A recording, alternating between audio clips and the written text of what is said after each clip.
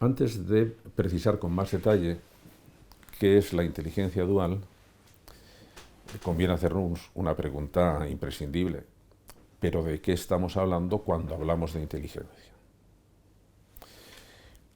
La definición de inteligencia ha dado lugar a tal barullo que después de un congreso que se hizo estrictamente para definir la inteligencia, la conclusión que se sacó es, pues inteligencia es lo que miden los test de inteligencia. Bueno, era sin duda alguna un círculo vicioso. Yo creo que nosotros podemos avanzar más. La función de la inteligencia es dirigir bien el comportamiento. Su función no es conocer, su función no es sentir, su función es dirigir la acción. Y para ello, efectivamente, necesita buscar información, necesita gestionar las emociones, necesita tomar decisiones, necesita evaluarlas y necesita ponerlas en práctica utilizando, digamos, los recursos de la acción, que es la tenacidad, la capacidad de soportar la frustración, en fin, todas esas cosas que también estudiaremos. Pero conviene insistir, la función de la inteligencia es dirigir la acción. Uno de mis maestros, que fue un premio Nobel de Medicina, Sperry, que era un gran neurólogo, decía, nos equivocamos si pensamos que el estómago trabaja para el cerebro. No, el cerebro trabaja para el estómago. El cerebro trabaja para intentar mantener la homeostasis, asegurar la supervivencia, enfrentarse con los problemas. Y en el caso humano, no solamente enfrentarse con los problemas, sino inventar problemas nuevos, intentar proyectos distintos, buscar denodadamente ampliar las posibilidades de acción, de pensamiento, de creación.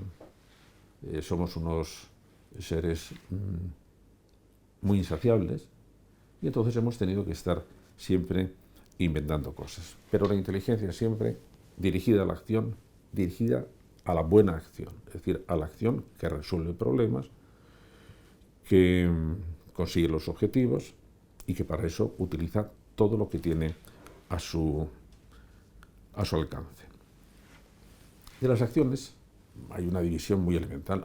Hay acciones que realizamos de una manera inconsciente y hay acciones que realizamos intencionadamente, vamos a decir voluntariamente. Las actividades que realizamos inconscientemente son continuas. Por ejemplo, en este momento su hígado y el mío están en funcionamiento regulando la glucosa que hay disponible. ¿Cómo lo hace? El hígado lo sabrá.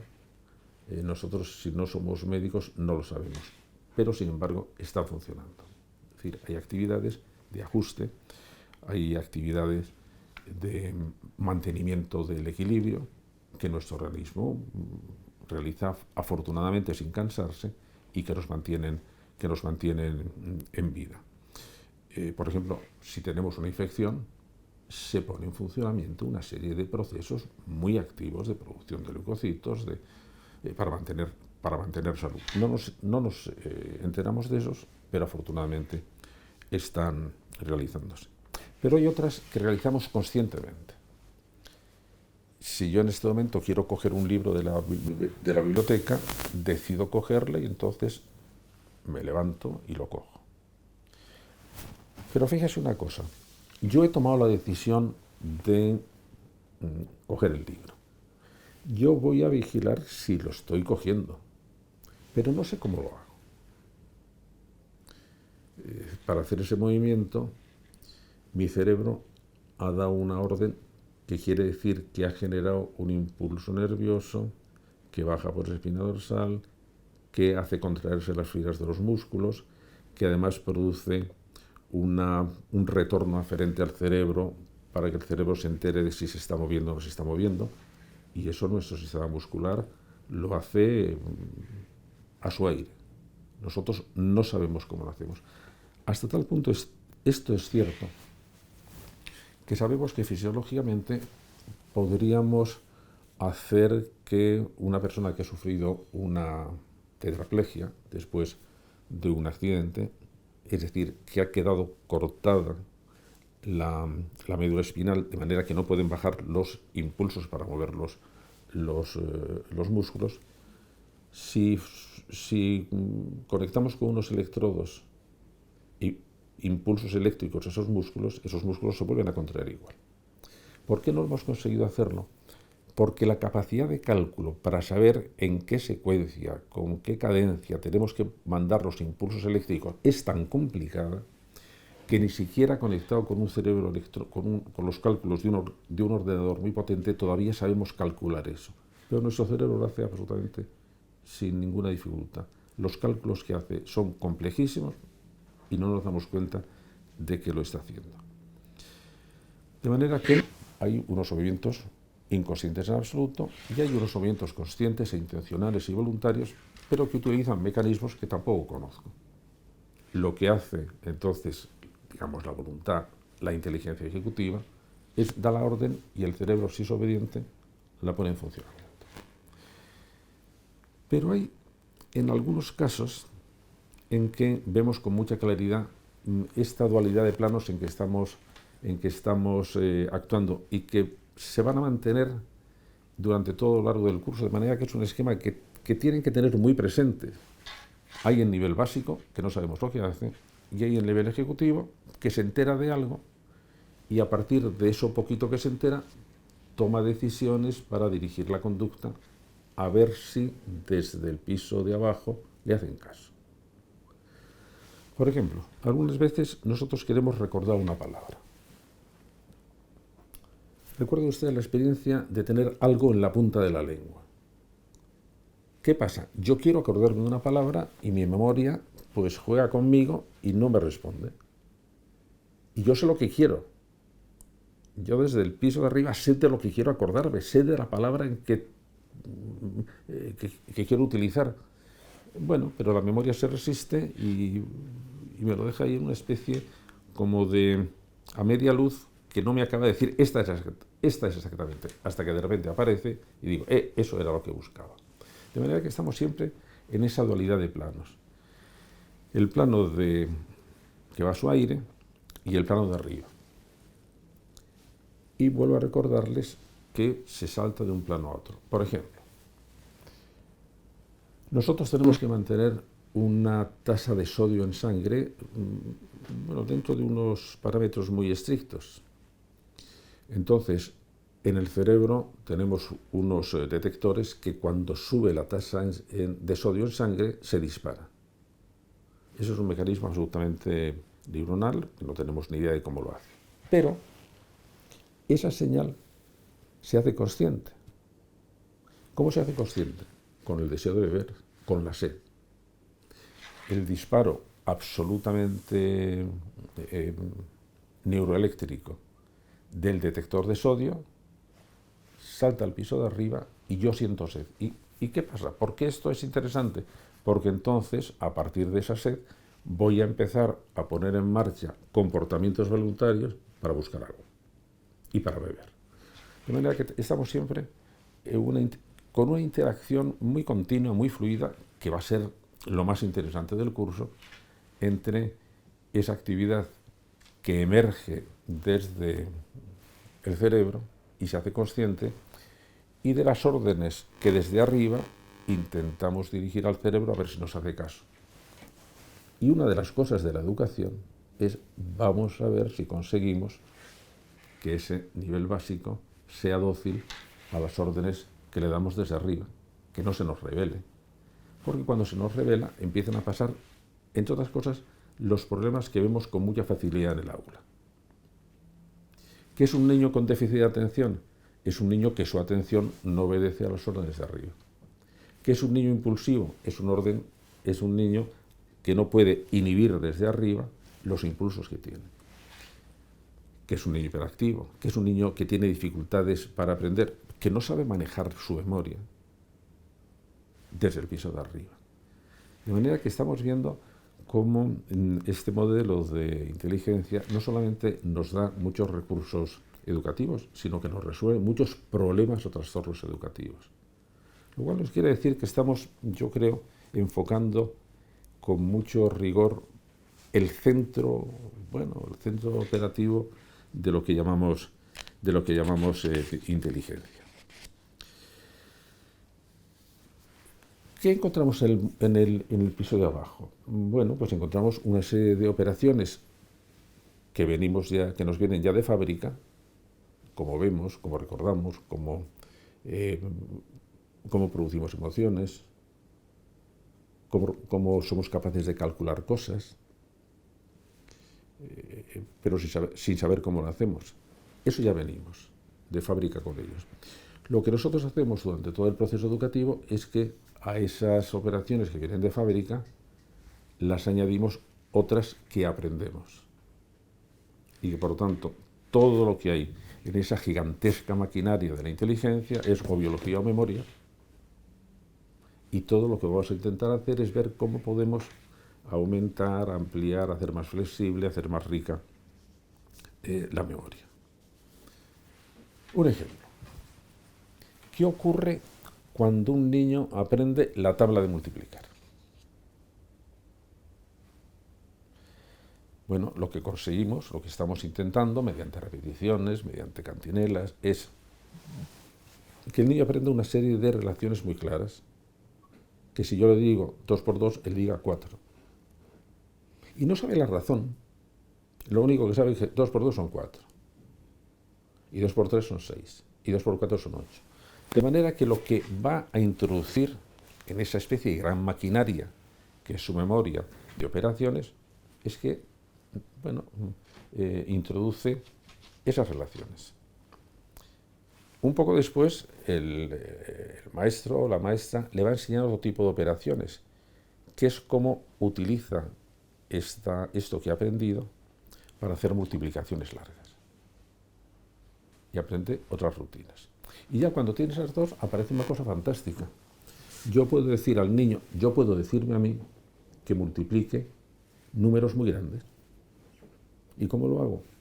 Le digo a mi memoria que aplique esas rutinas que ha aprendido, la tabla de multiplicar y las operaciones para multiplicaciones con grandes números. Y ya empieza a hacerlo por su aire. ¿Por qué? Porque yo lo he introducido dentro de esos comportamientos automáticos que hace esa inteligencia básica. Atención, que esto es un ejemplo muy elemental, que un gran matemático, cuando está resolviendo ecuaciones muy complejas, está haciendo lo mismo. Lo que pasa es que él ha aprendido otras rutinas, la rutina de ecuaciones complejas.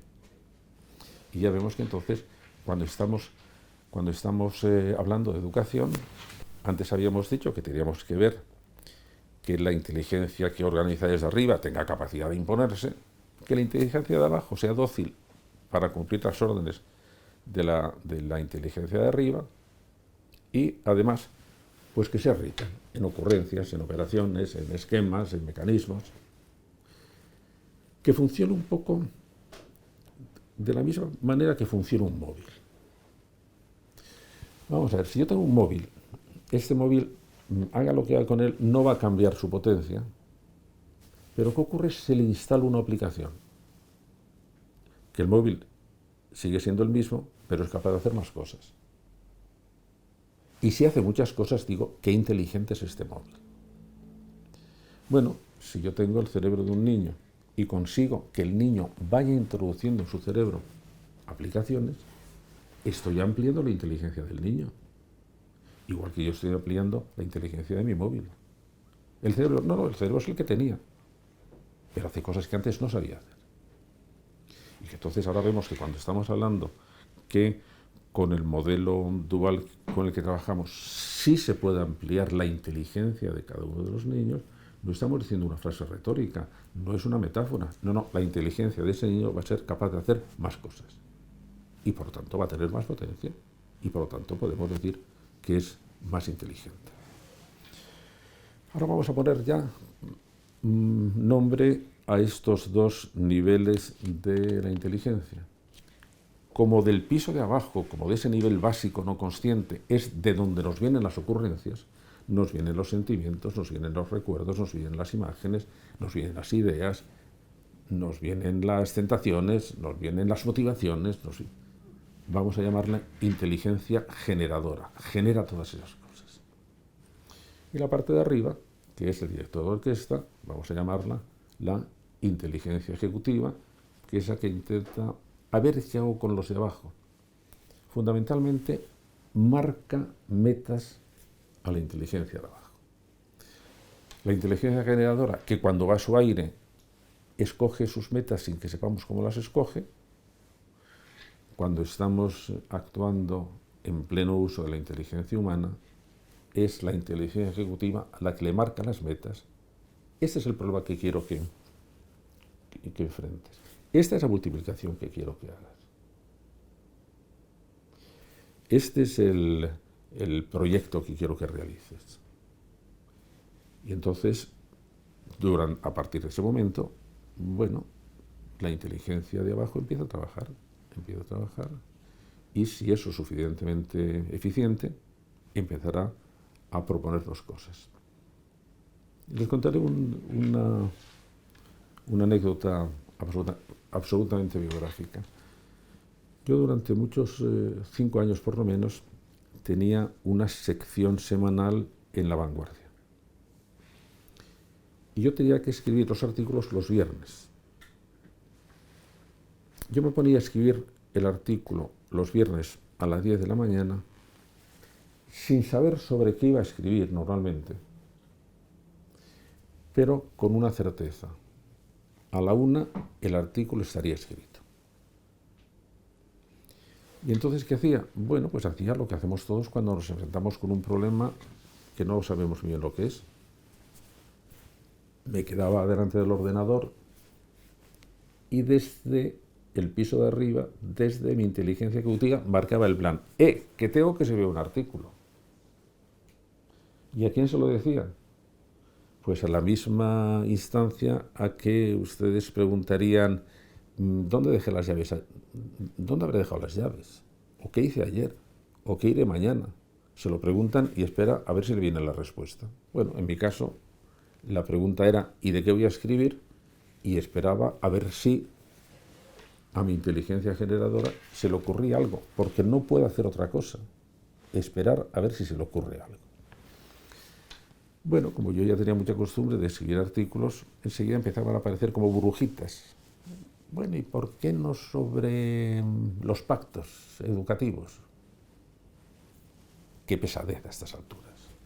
Bueno, y los pactos políticos, peor. Y bueno, ¿y por qué acerca de la dificultad que tenemos de pactar? Esto puede ser más interesante. Muy bien, ya tengo el título. ¿Por qué es difícil encontrar pactos? Y ahora, bueno, pues ahora yo pregunto a mi memoria, ¿y qué se te ocurre sobre esto? Y entonces lo mismo, se ve que la memoria empieza a sugerir cosas. Y yo desde arriba lo que puedo decir, esto es una tontería, a ver, otra. Hombre, está más sugerente. Bueno, sigue por aquí. Contaba García Márquez que un día, en una situación parecida a esta, se puso a escribir sin saber lo que iba a escribir y que de repente se le ocurrió una frase. Delante del pelotón de fusilamiento, el coronel Aureliano Buendía recordó aquella tarde en que fue al circo con su padre a ver el hielo. La escribe, la lee y él cuenta que se dijo, ¿y ahora qué carajo sigue? ¿Y a quién le hizo esa pregunta? Ahora ya lo sabemos, a su inteligencia generadora. Bueno, su inteligencia generadora funcionó muy bien y lo que salió de ahí fue 100 años de soledad. Cito estas anécdotas porque es únicamente para ver cómo eso lo estamos viendo en todos los días, en todas las actividades, también en las muy creadoras, y que por lo tanto lo que tenemos como gran objetivo educativo es, vamos a ver, si queremos educar para ampliar la inteligencia, para ampliar las posibilidades de nuestros alumnos, para ayudarles a que sepan dirigir su comportamiento y por lo tanto a vivir, lo que tenemos que hacer es desarrollar su inteligencia ejecutiva y su inteligencia generadora. Pues de eso va a seguir tratando este curso.